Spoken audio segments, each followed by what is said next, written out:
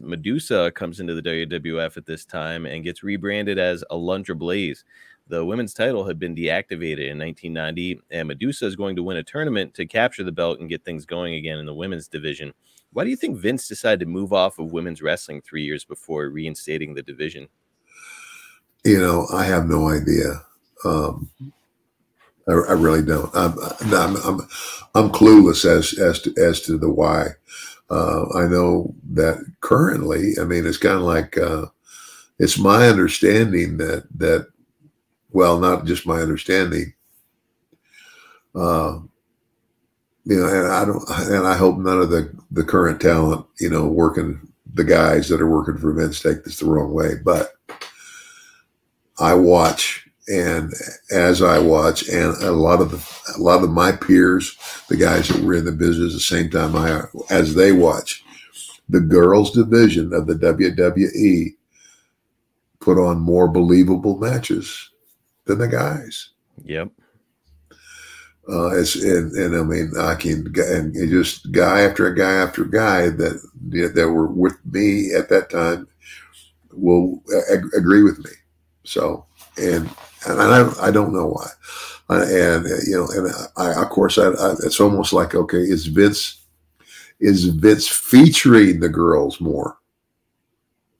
No. He is now. And I think at this time in 93, he probably wanted to feature the girls more. And by the way, like a lot of talented women out there today, but like as somebody like Medusa, Alundra Blaze now, there was like Akira Hokuto, Bull Nakano, Heidi Lee Morgan. There were a lot of really talented women, Luna Vachon, so many talented women back then.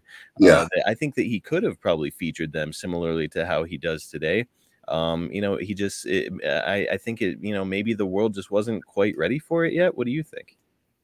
Yeah, I don't know, because I mean, the ladies division of wrestling, I mean, in the territorial days, again, my mother was a professional wrestler. That's how she met my stepfather, Mike DiBiase. They met on the road. They were both wrestling somewhere in the same territory, and I believe it might have been the Amarillo territory where the Funks were headquartered. But my dad, I mean, my mom, I mean, there's a lot of guys. I mean, it's kind of like Kurt Hennig. His dad was a wrestler, and who else can we name? Of course, Jake's dad, but there's a lot of them. There's not anybody else who can say what I'm about to say. Both of my parents were professional wrestlers. I never really thought of it in those terms. That is really remarkable. Yeah, it is.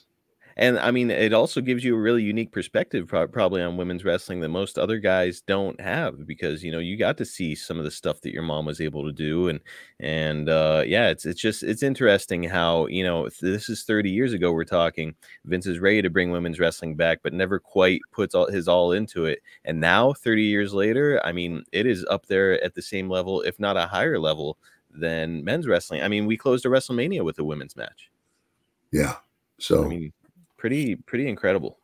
Pretty incredible.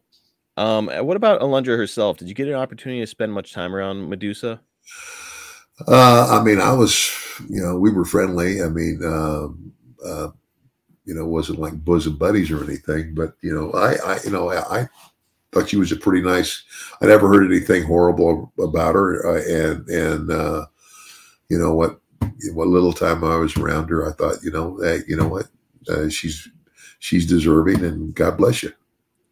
She was deserving of her spot. She's very, very underrated. And, you look back at the kind of money that the women were making back then as compared to now, it's like, man, it would be tough to be from her generation of wrestling and not feel a little bit embittered about it.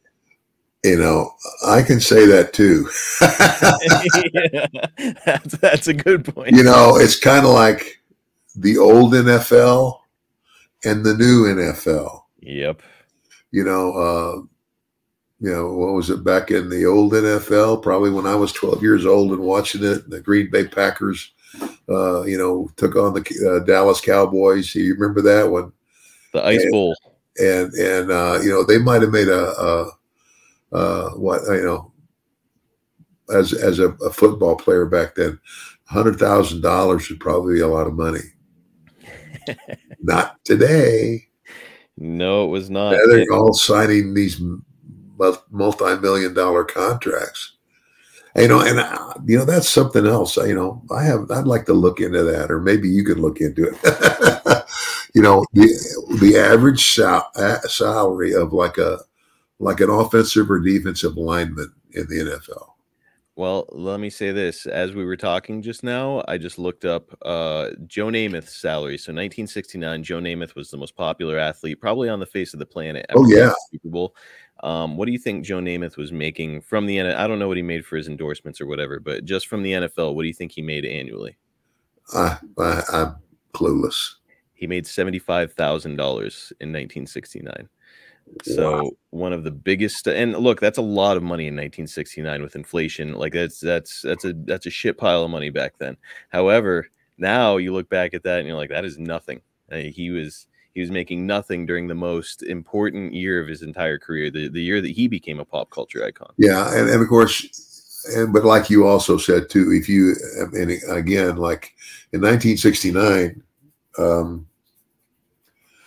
I remember we bought a new car, and I think it was a Pontiac Bonneville 4-door, and I think it cost $6,000. That was the price of a new car in 1969 too. Wow. 6 or 7 grand, and I think you can check that out. But now, my gosh, I mean, okay, I'll give you another example. The first house I bought, this was when I married my first wife, and I bought a house in Amarillo because that was the territory where I met her and all that stuff, and was gonna, and I figured, well, if we leave, we'll just rent it out. And as a result, we got a divorce and we sold it. But it was a nice, it wasn't huge, but it was a 3-bedroom house for $45,000. Now you pay $60,000 for a Wagoneer, or maybe more. Yep. I live in a 3-bedroom home now with 3 bathrooms. I'm not going to say what I paid for it, but it was not that amount. It was an awful lot more. Absolutely. Well, yeah, me too. I mean, the house that I live in now, Mel and I have lived in. Oh gosh, we had our first home was on the other side of the interstate. That's one. 2. Hold on. 3. I think this is our third or fourth home. The third home, I had, and that was when I was, making good money and doing all the stuff. It was a big house. It was like 5, like master bedroom downstairs, 4 bedrooms, and a game room upstairs.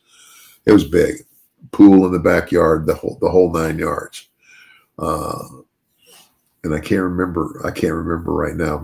I'd have to get my wife to tell you what we paid for that.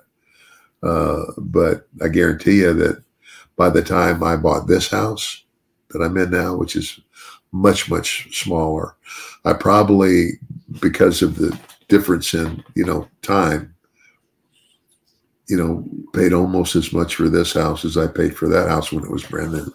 It's just crazy. It is. It really is. And yeah, it's like, I can't blame a guy like you or Medusa or whoever for being a little bit like resentful when you see like, these guys have got their own private buses that they ride from town to town on. And it's like, man, I was, you guys were renting like whatever, like a fucking Ford Taurus and sleeping in a terrible hotel, so yeah. It's times have changed, brother. Yeah, it has. But hey, God bless him. I look and I try to reason it this way. It's like, well, you look back at look, when